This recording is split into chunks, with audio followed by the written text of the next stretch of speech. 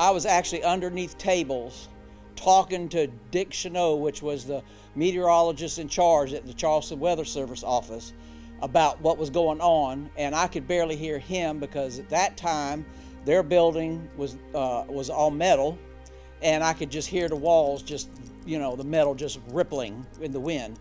And so our last words were, be safe and we'll see you when it's over. I've been told that some of the other county emergency managers were watching this radar, and they saw it coming and hitting Charleston, and they all said prayers for us.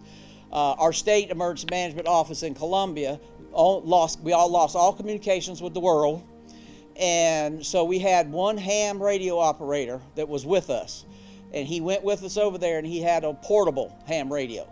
And he literally hung out the window of one of that building and radioed through the ham network to get the word to our state office that we evacuated our EOC and we were fine. It took us a long time, but Charleston always fights back. Charleston County is strong. We always have been and always will be. I've had a pleasure of working 35 years for this county, and they're still my home. And I actually evacuated with Hugo. And when I returned, the Emergency Council had met together and saw the devastation of the community and decided we needed something to bring the spirits up of the people. They came up with a program called Raise the Roof, and they sent a 26-year-old management analyst off to run it. For the next 14 months, with a lady named Gloria Dean Williams from the Grants Department, I had the pleasure of repairing homes of the elderly and the poor in the Tri-County area. And when I see a Dorian, and I see a Cat 5, and I remember what Hugo did, my whole attitude changes, because I don't think people realize today how important it is to remember it could be us. We could be the Bahamas.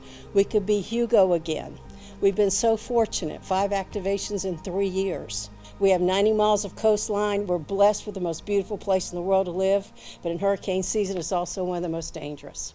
I remember the waters coming up from Shim Creek, coming up to the edge of the block, going out in the middle of the eye, looking up and asking my parents if it was over, and they said no, the worst is getting ready to come. So I remember going back inside and then waking up in the morning and just seeing the devastation. How many of you were here during Hurricane Hugo? And I'll ask where someone was during that time and to share their experience with the rest of the group. And I'd encourage residents to do that same thing, because anyone that felt the full effects of Hurricane Hugo, I can assure you that if you ask them if faced with the same challenge today, whether they would evacuate or not, 9 out of 10 times folks say that they will in fact evacuate. And that's the only way that we can ensure for your safety, is to have you prepared, and we encourage you to prepare. Hurricane season is 6 months long, but begin those preparedness efforts as soon as possible.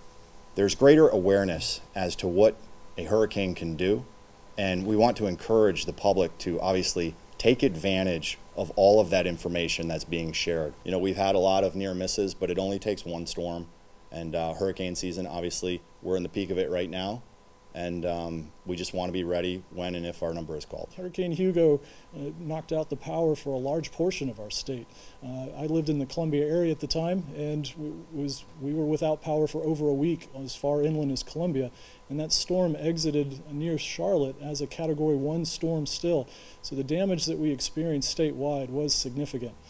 Before Hugo, cell phones and internet and smartphones and satellites were very scarce or rare or hadn't even been invented yet. So with those new technologies come additional capabilities. At the state, we work to support Charleston County and the Tri-County area with utilizing those technologies to provide information directly to individuals so that they know what to do, what to expect, and what time to expect a storm to arrive.